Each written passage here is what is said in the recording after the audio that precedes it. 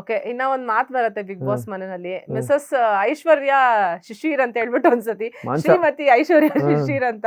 ಹ್ಮ್. So ನಿಮ್ಮಿಬ್ರು bond ಬಗ್ಗೆ ಹೇಳೋದಿದ್ರೆ, ಹ್ಮ್. And ಏನಾದ್ರು ಇದ್ಯಾ, ಲವ್ ಏನಾದ್ರು ಇದ್ಯಾ ಇಬ್ರ ಮಧ್ಯೆ ಇಲ್ಲ, ಅಂತ? ಖಂಡಿತ ಇಲ್ಲ. ಅದು ಅಲ್ಲಿ ಲವ್ ಅಥವಾ ಕ್ರಶ್ ಆ ಥರದ್ದು ಏನೂ ಇಲ್ಲ. ಅಲ್ಲಿದ್ದದ್ದು ಒಂದು ಪ್ಯೂರ್ ಜೆನ್ಯೂನ್ ಫ್ರೆಂಡ್ಶಿಪ್ ಅಲ್ಲಿ. ಯಾಕೆಂದ್ರೆ ಐಶ್ವರ್ಯ ಜೊತೆ ನಾನು ಇದಕ್ಕೆ ಮುಂಚೆ ಕೆಲಸ ಮಾಡಿದ್ದೀನಿ, ಒಂದು ಸಿನಿಮಾ ಮಾಡಿದ್ದೀನಿ ನಾವಿಬ್ರು. ಸೊ ಅದಾದ್ಮೇಲೆ ಎಷ್ಟೋ ವರ್ಷಗಳಾದ್ಮೇಲೆ ನಾವಿಬ್ರು ಸಿಕ್ಕಿರೋದು. ನಾನು ಐಶ್ವರ್ಯ ಕನೆಕ್ಟ್ ಆಗಿದ್ದೆ ಆ ಪಕ್ಷದ ಟಾಸ್ಕ್ ಹೌದು ಹೌದು. ಆದ್ಮೇಲೆ. ಅಲ್ಲಿವರೆಗೂ ನಾವಿಬ್ರು ಸುಮ್ಮನೆ ಮಾತಾಡ್ತಾ ಇದ್ವಿ ಅಷ್ಟೇ. ಆ ಪಕ್ಷದ ಟಾಸ್ಕ್ ಅಲ್ಲಿ ಆಕೆ ಎಲ್ಲೋ ಕುಗ್ದಾಗ ನಾನ್ ನಿಂತ್ಕೊಂಡು ಅವಳಿಗೆ ತುಂಬಾ ಸಪೋರ್ಟ್ ಮಾಡಿದಂತ ಟೈಮ್ ಅದು.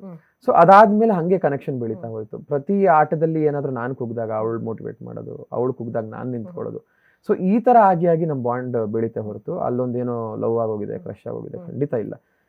ತುಂಬಾ ಪ್ಯೂರೆಸ್ಟ್ ಫಾರ್ಮ್ ಆಫ್ ಫ್ರೆಂಡ್ಶಿಪ್ ನನ್ನ ಕಡೆಯಿಂದ ಅವ್ರ ಕಡೆಯಿಂದ ಇದ್ದಿದ್ದು.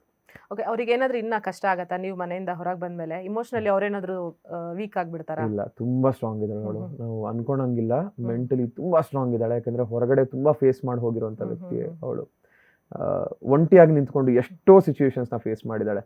ಸೊ ಮನೇಲಿ ಅವಳಿಗೆ ನಾನಿಲ್ಲ ಅಂತ ಅವಳಿಗೆ ಲೋ ಆಗೋದು ಅವೆಲ್ಲ ಚಾನ್ಸೇ ಇಲ್ಲ. ನನ್ನ ಪ್ರಕಾರ ಇನ್ನೂ ಡಬಲ್ ಆಡ್ತಾಳೆ ಅವಳು.